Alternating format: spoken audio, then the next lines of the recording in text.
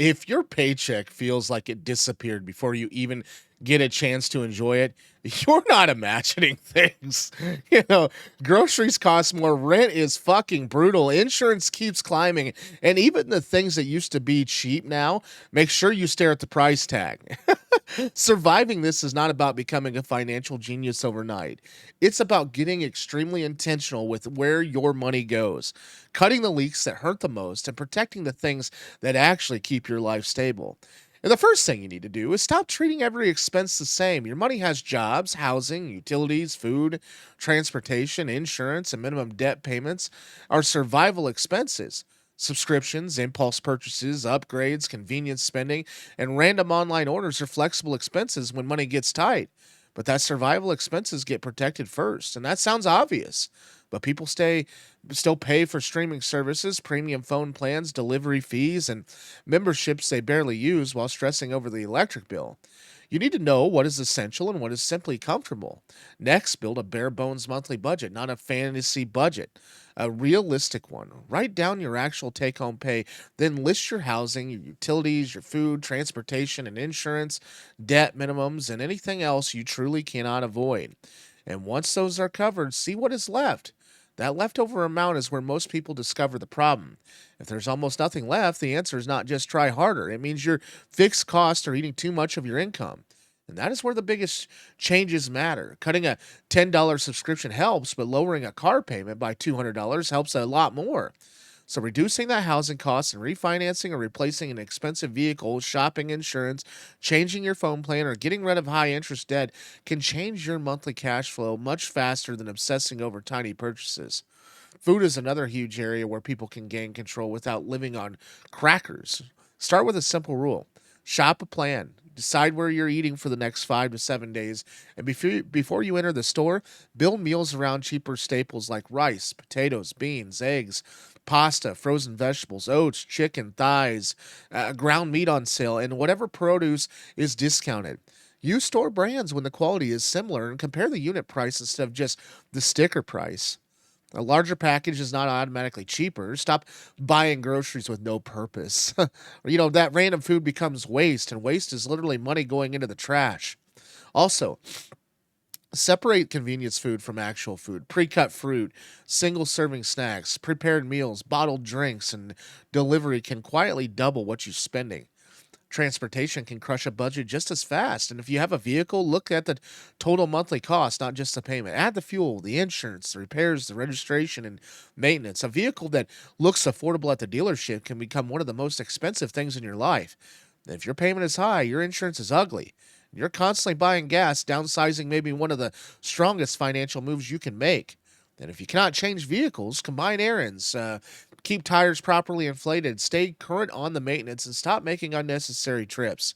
The small fuel savings, they add up when gas is expensive. Then attack the reoccurring bills. Call your internet providers, shop your auto insurance, look at your phone bill, and cancel into add ons. Check for memberships you forgot about, and review every automatic payment coming out of your account. Companies love reoccurring charges because people stop noticing them. You need to notice it. You need to notice them though. Even saving $20 on five different bills is $100 a month, or $1,200 a year. Debt is another major reason people feel like they cannot breathe. And high interest credit cards are especially dangerous because you can keep paying and barely make progress. And if you have multiple debts, make the minimum payment on all of them. Then throw extra money at the one target.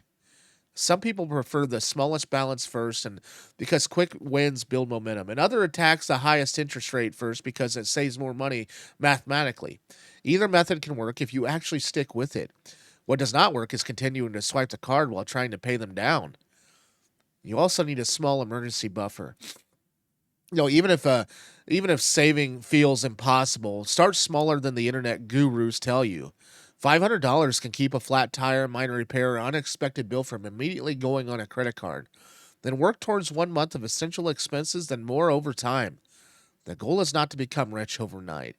The goal is to stop every small emergency from becoming new debt. Another survival strategy is learning to delay purchases, not deny everything forever, just delay. That if you want something that's not essential, wait 48 hours. For bigger purchases, wait a week. And that's a little bit of distance kills a surprisingly number of impulse buys. Online shopping is designed to make spending functionless, and your job is to put friction back in. Remove them saved cards, turn off shopping notifications, unsubscribe from promotional texts and emails, and stop browsing stores for entertainment. You cannot constantly expose yourself to things designed to make you spend and then act surprised when money disappears. You should also get comfortable buying used. Furniture, tools, exercise equipment, electronics, lawn equipment, and even clothing can often be purchased for a fraction of the original price. The goal is value, not impressing strangers, and there's no trophy for paying full retail. And at that same time, do not become so focused on cutting you ignore the income. There's a limit to how much you can reduce expenses, but income has more room to grow. And over time, freelance work, selling unused items, seasonal work, gig work, asking for a raise, changing employers, or learning a higher paying skill, or starting a small side business can create breathing room. Even an extra $200 to $500 a month can completely change a tight budget. And if you keep your lifestyle from expanding with it, and finally, stop measuring your life against people online. Social media can make normal life look like a failure. And you see vacations, new cars, remodeled kitchen, expensive dinners, and people buying stuff constantly. But you do not see the debt, the payments, the family help, or financial stress behind the camera. And survival gets easier when you stop spending money to keep up with people who are not paying your bills. And when everything costs too much, the answer is not one magic trick. It's a series of boring, powerful decisions. And know your numbers, protect your essentials, and cut major fixed costs, and plan food, and control that debt. Build a buffer and reduce that impulse spending.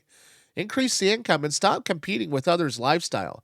You may not be able to control prices, inflation, rent, insurance, or the economy, but you can control how much of your money leaks away without improving your life. And when money is tight, control matters. The goal is not perfection. The goal is creating enough breathing room that one bad week does not wreck your entire month. Thanks for watching today's video. If you found value in today's video, I don't know if you know anything about the YouTube partnership program, but they have doubled our rates that we have to get to. So a subscription would be much appreciated if you could. I'm hoping to be here for years to come, and at this moment, I don't know if YouTube's going to let me be. So I'd appreciate a subscription. Thank you. Have a nice day.